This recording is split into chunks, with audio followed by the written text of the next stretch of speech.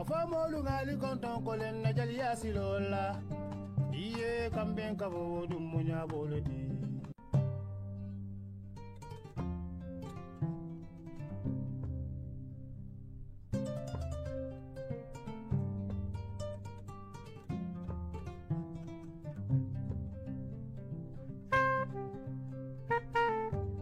salaamaaleykum suñu mbokk internet Kéwoulo TV nuyu nañ leen bu baax a baax fas yéene ànd ak yéen ci seen beneen numéro entretien avec tey ñu nar a dalal ki nga xam ne moo di Ibrahima Dia premier vice-président de la plateforme Sénégambia Forever Ibrahima nuyu naa la bu baax a baax. maa ngi lay fay Marie-Jeanne di rafetlu invitation bi. di mbokk téléspectateurs yëpp. leen ñaan di leen wax Juma Mubarak. Juma Mubarak la famille yéen ñëpp dañuy seetaan naka noonu Ibrahima bëggoon naa xam li nga xam ne moo di plateforme Sénégambia Forever lu muy signifier ak lan moo taxoon ñi daal di ko créer. waaw merci si question bi parce que plateforme Sénégambia Forever dafa ñëw rek dal si ñun. yàllaa ko dogal mais liggéey bi commencé na depuis la nuit des temps diggante Sénégal ak Gambie. lu bëri xew na fi avant tubaab bi di ñëw l'empire du Gabou l'empire du Mali. ba tubaab bi ñëw séparé ñu. ne ñu yéen ay français ngeen ñii ay anglais lañu.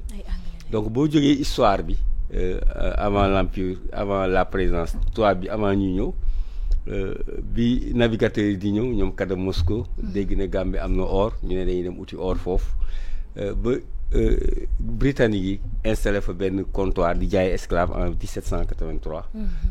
ba conférence de Berlin en 1883.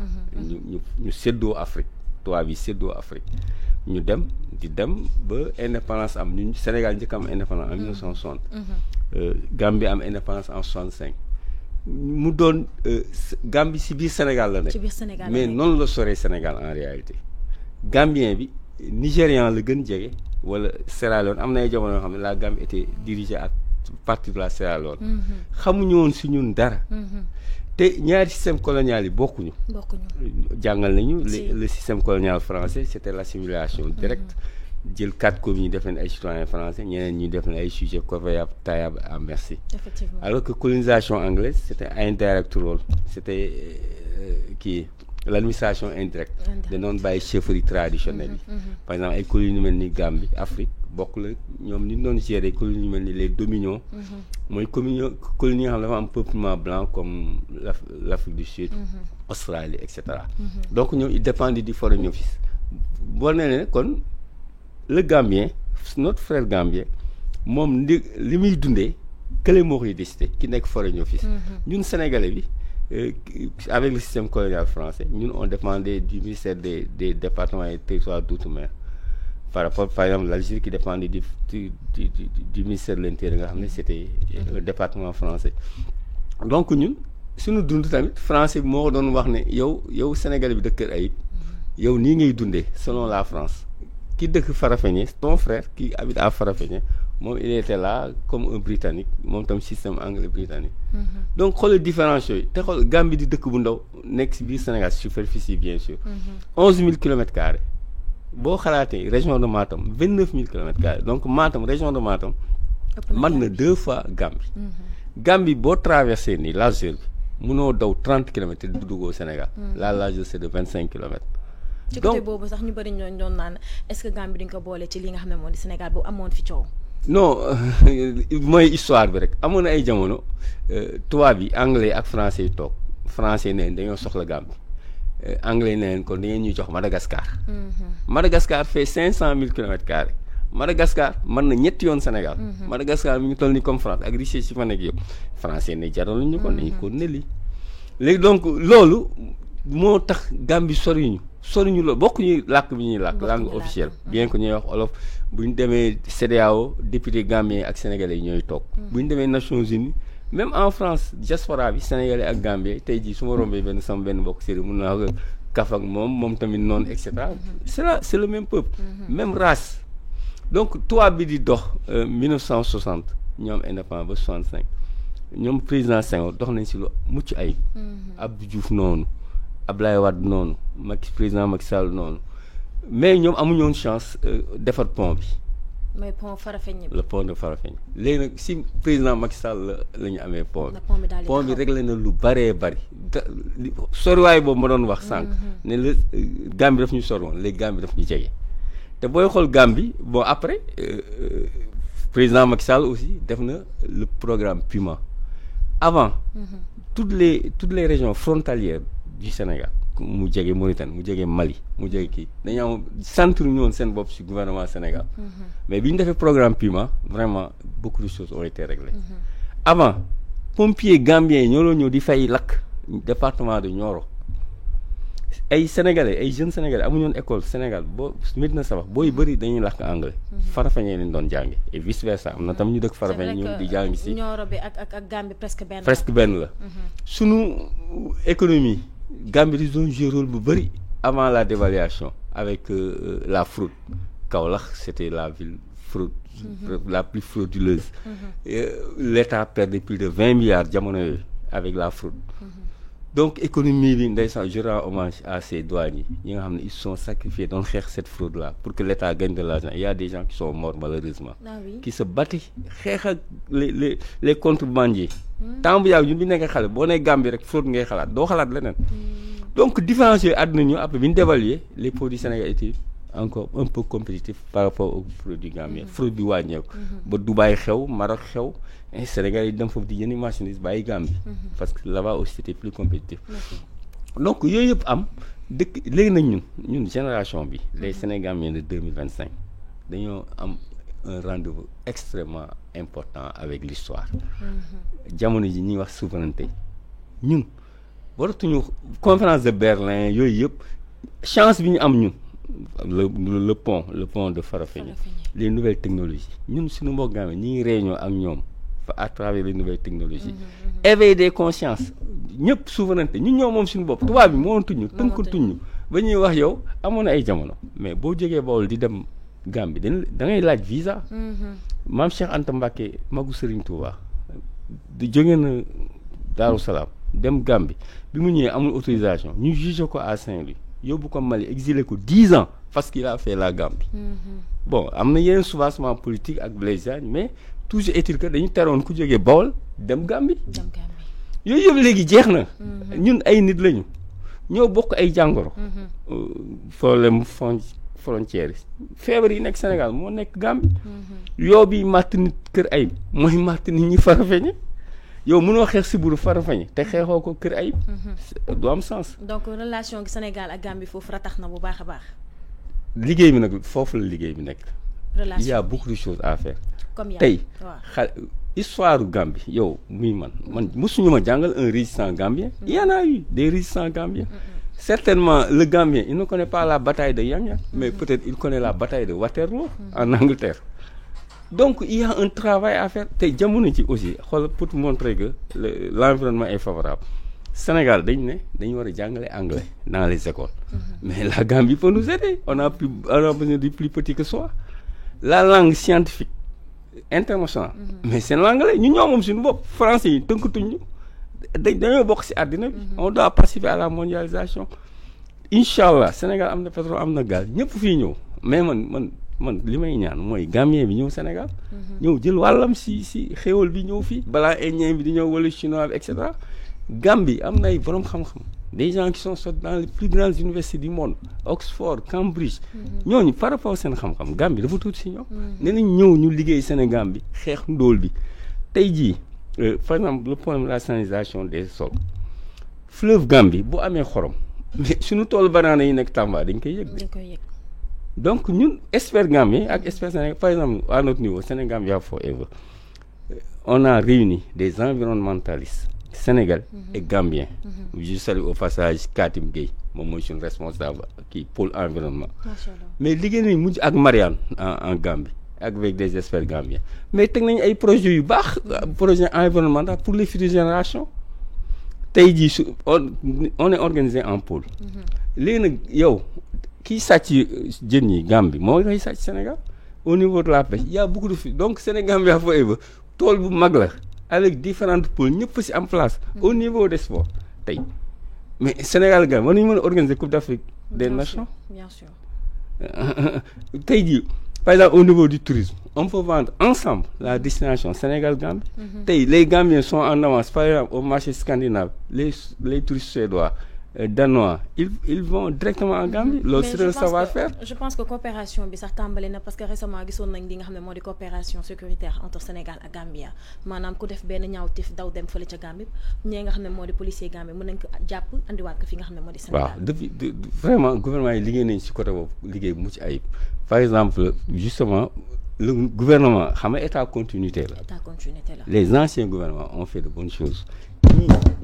Le nouveau gouvernement le premier ministre Ousmane Sonko ak le président Diomaye bi ñu defee conseil interministériel octobre 2024 dañ ne échanger au Sénégal entre le Sénégal et la Gambie c'est de l'ordre de 100 milliards léegi dañu bëgg mu nekk 200 milliards parce que les conditions sont favorables mais ñoom rek doyuñu les gouvernements ont autre chose la diplomatie l'armée les finances mais par exemple plateforme mel ni Sénégambia Forever ñooy pousse nit ñi ne leen vous ne connaissez pas la Gambie mais la Gambie est un pays intéressant bu ñu demee si Gambien aussi nee na yéen buñ xamoo leen Sénégal. C'est vrai que ñu bëri xamuñu Gambie parce que dañuy jàpp ne Gambie benn petit dëkk la amul dara. mais parce que enclavement bi taxoon c'est ce pont là tey bu ñu nee da ngay dem Gambie da ngay doo nelaw. da ngay ñëw rek jàll te amoon na ay jamono ndeysaan apprenti yi dañ doon toog foofu si frontière bi. chauffeur bi moom day ñëw bu munul dem mu dem tëdd hôtel Nioro wala Kaolack bàyyi xale bi na ko bu. Bac bi ñëwee nga woo ma mais booy si frontière lañuy toog yooyu di leen mat. il faut faire 2 jours parce que bac amul mun ñu traverser. mais léegi ce n'est plus le cas. donc kii boobu problème y avait un problème d'enclavement loolu moo tax nit ñi daaw ñoon dem Gambie te xamuñu Gambie jàngaluñu la ko sa école ñun on rêve un jour que l'histoire de la Sénégambie soit enseignée aux Sénégalais et aux Gambiens. mais dañuy dégg Ibrahima ñu wax des fois ni Sénégal mooy alimenter Gambie ci li nga xam ne moo di électricité. Est-ce que c'est vrai? Non, ils ont un problème d'électricité. Xam nga aussi muy gouvernement yi parfois muy gouvernement Sénégal c'est pas seulement la Gambie. Dañuy alimenter les zones frontalières par exemple la Guinée-Bissau parce que c'est notre sécurité. Abdoulaye bi mu njëkkee ñëw dafa alimenter les zones de la Guinée-Bissau mais mooy li ma la wax le service public tey jii Puma def nañ ay programmes yi intéressants sur la frontière. Par exemple li ma la wax sapeur-pompier Gambie ñoom amoon nañu ay auto sapeur-pompier ils étaient proches de Nioro tey lakk bu amee Nioro temps bu yàgg ba balaa oto bi di jógee Kaolack di ñëw fay mais dëkk bi jeex léegi alors que le sapeur-pompier Gambien était proche donc yu mel noonu par exemple électricité c'est des collaborations au niveau de la frontière et vraiment le PUMA est un excellent programme. Des fois tam dañuy dégg li nga xam ne moo di corruption au niveau des gendarmes yi nekk foofu nga xam ne moo di Gambie des fois sénégalais yu bëri dañuy joytu ñu ne des fois suñu yor les pièces d'identité 1000 francs nga war a fay normalement des fois ay 2000 lañ lay laaj wala des fois nga yor sax sa pièce ñu lay laaj ci xaalis. Justement mission boobu sax moo ñu gën a si suñu mission yi la bokk Sénégambia Forever la libre circulation des personnes et biens nit ñi di dem di ñëw dama lay jox benn exemple daaw ciment bi mu amee problème ñu gaare auto ciment et cetera ñun Sénégambia Forever suñu parti gambien ñoo dem gis vice-président bi wax ak moom expliquer ko trouver solution le vice-président est venu à Dakar gis premier ministre Sonko après solution am li ngay wax na mooy justement aussi il y a un travail à faire culture il faut da ngay dugal ci xelu nit ñi la culture de la tolérance c'est pas parce que ñëw nga frontière benn policier sénégalais wala benn kii administratif sénégalais def la lu bon rek nga ne sénégalais fa bon peut-être kooku yàggul fi ñu ko yare c'est sa nature nit mooy bon mais xeet du bon tey jii aussi boo demee Gambie tase benn Gambien bu mel nii man bu sàggan boo xam ne yàggul fi ñu ko yare nga ne Gambien yëpp bon c'est pas bien da ngay instaurer culture ne wan ne ba léegi des na y a un travail à faire par exemple match de football da ngay gis ay comportement yu doy waar contre le Sénégal et cetera bon et vice versa ñoom dañu defe ne aussi on se croit supérieur il y a une culture de la paix chaque jour damay jox exemple l'Allemagne et la France lu bëri jaar na fa entre les deux guerres les Allemands mais da ngay gis corona bi jot coronavirus Covid gis des militaires des Allemands médecins dem di faj ay malades français jël seen avion indi leen dans les hôpitaux allemands xam nga déjà ñoom culture bi ñu toll te ñun loolu jaaru suñu diggante Gambie donc ñun pour ñun dañuy wax sénégalais yi ne benn Gambien bon am na nag am na ay est-ce que du ñoom image bi nga leen wan la parce que koo xam ne c'est la première fois muy dem fële nga xam ne moo di Ziguinchor mu dund expérience boobu tam loolu lay jàpp. y a un travail à faire loolu moo tax ñun on est là pour ça par exemple loolu laa lay expliquer ne la le Gambien est plus proche de son frère nigérian que de son frère sénégalais. voilà du moment que nga làkk olof wala nga làkk français day naan kii nekkul Gambien. waaw da lay commencer tuutal. waaw loolu la léegi nag y a une culture liggéey la c'est un travail à faire. On va se comprendre ni ñun benn lañu tey jii pourquoi Gambien yi temps bu yàgg ñuy nangu ñuy dagg garab yi Casamance. di ko indi port de Banjul di ko exporter en Chine. demain si la Casamance devient un désert la Gambie sera un désert donc su tey jii plateforme su jamono yi bu fi nekkoon dañ koy dénoncer. et cetera donc nit ñi dañoo xamul par exemple damay revenir sur l'histoire de la confédération Sénégal-Gambie.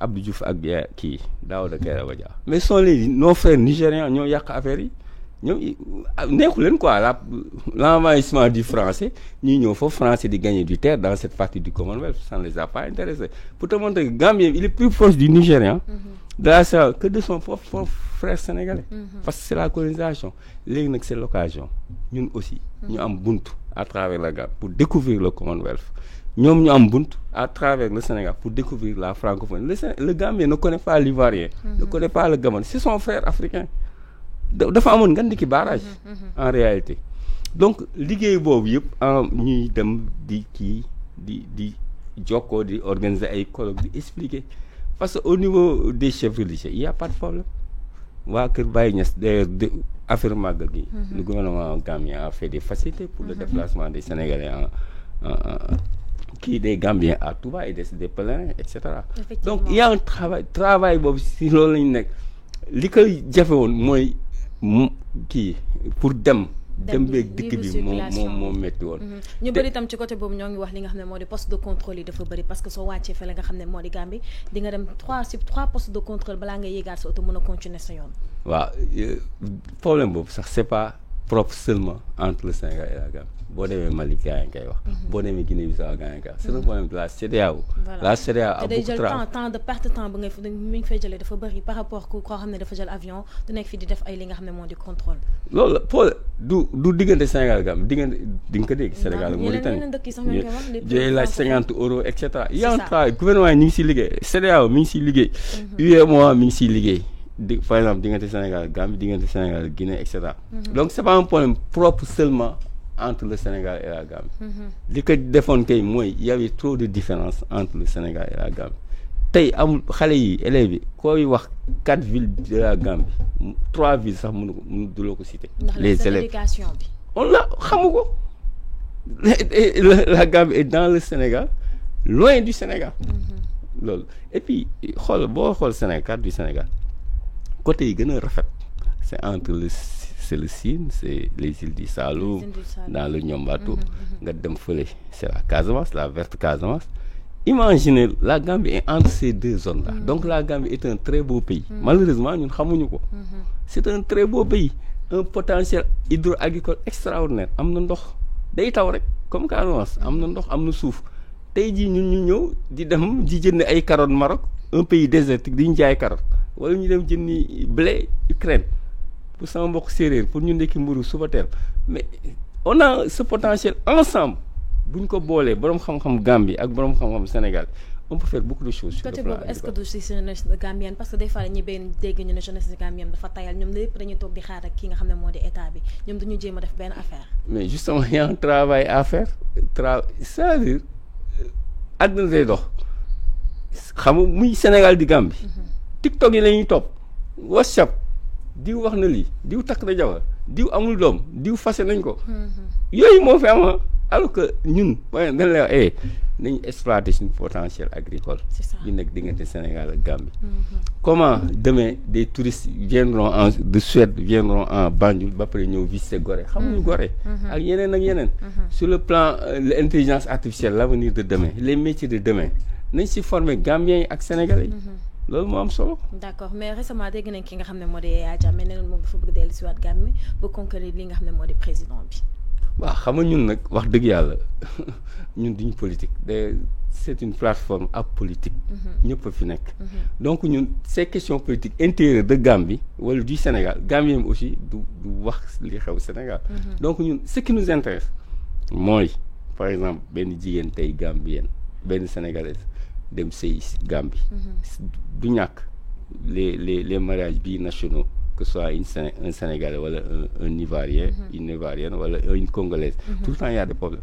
tey jii par exemple benn Sénégalais bu demee Gambie sëy fa am fa ay problème ak jëkkëram la différence culturelle c'est vaste ñun nañ dox li ñu mën bu fekkee dem jéem a jubóo su fekkee nag vraiment c'est ñu may ko passe mu ñibbi Sénégal ñu encadré ko y a aussi le problème de l'état civil des enfants sénégalais qui sont nés en Gambie y a le problème des écoles sénégalaises en Gambie. mais ku bëgg am nationalité gambienne nan ngay def foofu noonu. non ñoom seen loi am na lu mu prévoir par exemple bon man vraiment booy dugg si yooyu c'est un peu intérieur gambien.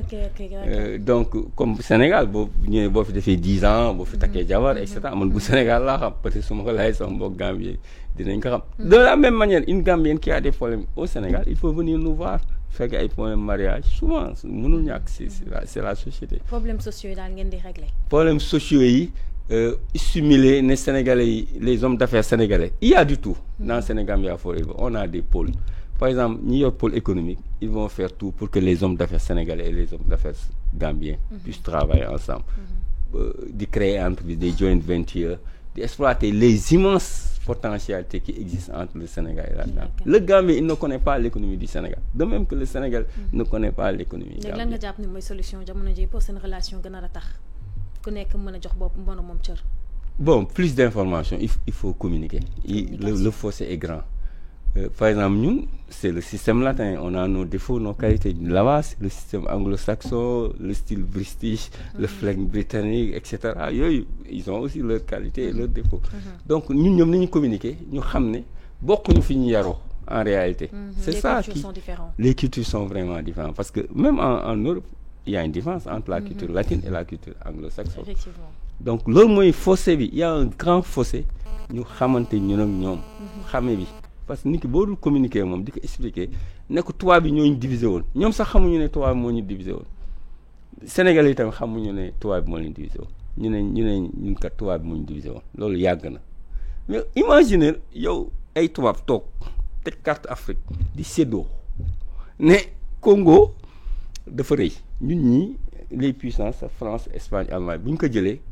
On ne sait jamais avec la puissance mën nga dem jël beneen dëkk ñu ne léegi nañ ko jox la Belgique joxuñu ko sax la Belgique nañ ko jox le roi des Belges d'ailleurs la capitale s'appelait Léopoldville mais imaginez loolu tubaab yi ñoom dañ ñoo yeb quoi taxaw di séddoo nii carte Afrique di wax yow Kër Ayib yow français ngay wax yow Farafeñe kii te tu vois des Sénégalais wala benn Gambien bu am fii am fii doom yi nekk Sénégalais doom yi nekk Gambien.